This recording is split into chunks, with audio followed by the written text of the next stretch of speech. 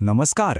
आज आपण पाहणार आहोत जेम्स क्लिअर यांच्या ॲटॉमिक हॅबिट्स या पुस्तकातल्या काही जबरदस्त आयडियाज.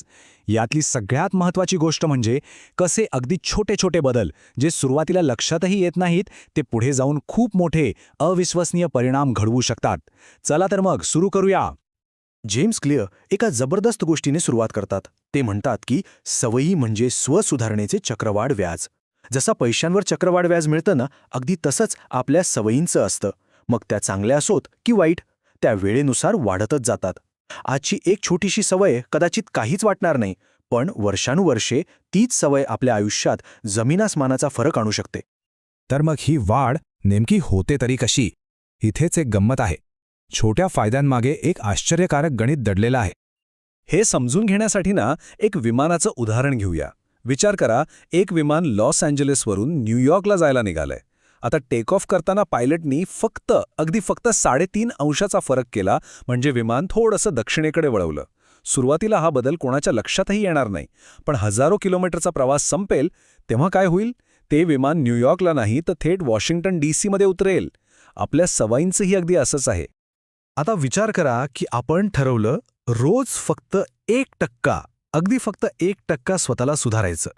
म्हणजे आज थोडा व्यायाम केला, उद्या एक पान जास्त वाचलं. हे सुरुवातीला किती किरकोळ वाटतं नाही का?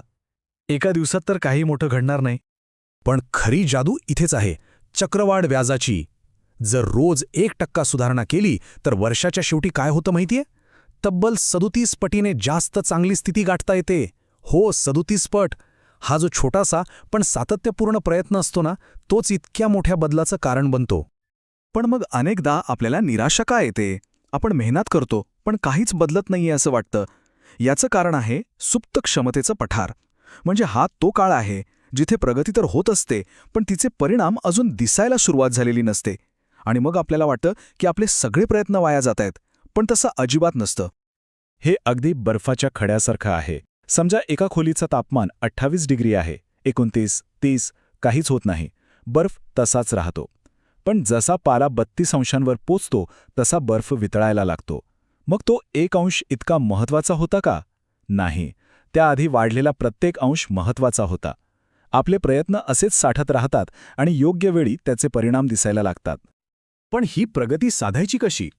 फक्त मोठमोठी ध्येय ठरवून हे होतं का? ॲटॉमिक हॅबिट्सनुसार याचं उत्तर आहे नाही. ध्येयांपेक्षाही जास्त महत्त्वाचं काहीतरी आहे, आणि ते म्हणजे सिस्टम्स, म्हणजेच प्रणाली. तर ध्येय आणि प्रणाली म्हणजे नक्की काय फरक आहे? सोपं आहे. ध्येय म्हणजे स्पर्धेत जिंकायचं आहे, पण प्रणाली म्हणजे काय? तर रोज सराव करणं, योग्य आहार घेणं आणि पुरेशी झोप घेणं. जेम्स क्लिअर म्हणतात की विजेते आणि हारणारे दोघांची ध्येय सारखीच असतात. फरक पडतो तो त्यांच्या प्रणालीमुळे. म्हणून खऱ्या बदलासाठी प्रणालीवर लक्ष केंद्रित करणं खूप महत्त्वाचं आहे. फक्त ध्येयांवरच लक्ष ठेवलं तर काय होतं? समजा ध्येय गाठलं, मग काय? प्रेरणाच संपून जाते आणि मग लोक पुन्हा जुन्या सवयींकडे वळतात. यालाच योयो इफेक्ट म्हणतात. या उलट जेव्हा आपण प्रक्रियेवर म्हणजेच प्रणालीवर लक्ष देतो तेव्हा आनंद फक्त शेवटच्या दिवशी नाही तर प्रत्येक दिवशी मिळतो. बरं, तर मग या सवयी काम कशा करतात? आपल्या प्रत्येक सवयीमागे एक छुपी रचना असते, एक 4 पायऱ्यांचं चक्र. प्रत्येक सवय या 4 पायऱ्यांमधूनच जाते: संकेत, तळमळ, प्रतिसाद आणि बक्षीस. उदाहरणार्थ, मोबाईलवर नोटिफिकेशनचा आवाज येतो, हा झाला संकेत. मेसेज काय आहे हे पाहण्याची इच्छा होते, ही झाली तळमळ. आपण फोन उचलून पाहतो, हा झाला प्रतिसाद, आणि आपली उत्सुकता शमते, हे मिळालं बक्षीस. हे चक्र सतत फिरत राहतं. आणि ही काही केवळ एक कल्पना नाहीये, तर आपल्या मेंदूत घडणारी एक जैविक प्रक्रिया आहे. हा एक डोपामाइन चालित फीडबॅक लूप आहे. या लूपमुळे आपलं वर्तन स्वयंचलित होतं, जेणेकरून प्रत्येक वेळी आपल्याला विचार करायची गरज पडत नाही. मग या चक्राची माहिती असण्याचा फायदा काय? तर याच माहितीचा वापर करून आपण आपल्या सवयी बदलू शकतो. आणि यासाठी क्लिअर एक अगदी सोपी ब्लूप्रिंट देतात. ही स्लाईड म्हणजे या पुस्तकाचं सार आहे असं म्हटलं तरी चालेल. बघा, चांगली सवय लावायची असेल तर काय करायचं? पहिला नियम, तिला स्पष्ट करा. दुसरा, आकर्षक बनवा. तिसरा, सोपी करा. आणि चौथा, समाधानकारक बनवा. आणि याच्या अगदी उलट, वाईट सवय मोडायची असेल तर तिला अदृश्य करा, अनाकर्षक बनवा, अवघड करा आणि असमाधानकारक बनवा. किती सोपं आहे. यातला सगळ्यात महत्त्वाचा मुद्दा काय माहितीये? ही चौकट आपल्याला आपल्या स्वभावाच्या विरोधात लढायला नाही सांगत, तर त्याचाच हुशारीने वापर करून सवयी बदलायला शिकवते. चांगल्या सवयींना आयुष्यातला सगळ्यात सोपा मार्ग बनवणं हेच याचं मुख्य उद्दिष्ट आहे. आता आपण या चर्चेला एका वेगळ्याच उंचीवर घेऊन जाऊया. सवयी फक्त आपलं वर्तन नाही बदलत, त्या आपल्या अस्तित्वावर, आपल्या ओळखीवर, खोलवर परिणाम करतात. हा एक खूप खोल विचार आहे.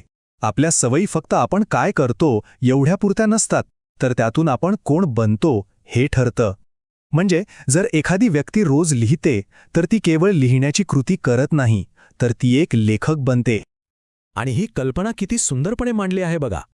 आपण करत असलेली प्रत्येक छोटी कृती, मग ती व्यायाम करणं असो किंवा पुस्तक वाचणं असो, ही आपण कोण बनू इच्छितो या बाजूने दिलेलं एक मत आहे. आणि अशी छोटी छोटी मतं जमा होऊनच आपली ओळख पक्की होत जाते. म्हणून शेवटी सवयी बदलण्याचा खरा उद्देश फक्त चांगले निकाल मिळवणं हा नाहीये. खरा प्रश्न काय किंवा कसे हा नाहीये. खरा प्रश्न हा आहे की या सवयींच्या माध्यमातून एक व्यक्ती म्हणून आपण कोण बनत आहोत. आपल्या सध्याच्या सवयी आणि आपल्याला जी ओळख हवी आहे ती एकमेकांशी जुळते का? हाच या सगळ्या संकल्पनेचा गाभा आहे जो आपल्याला विचार करायला लावतो.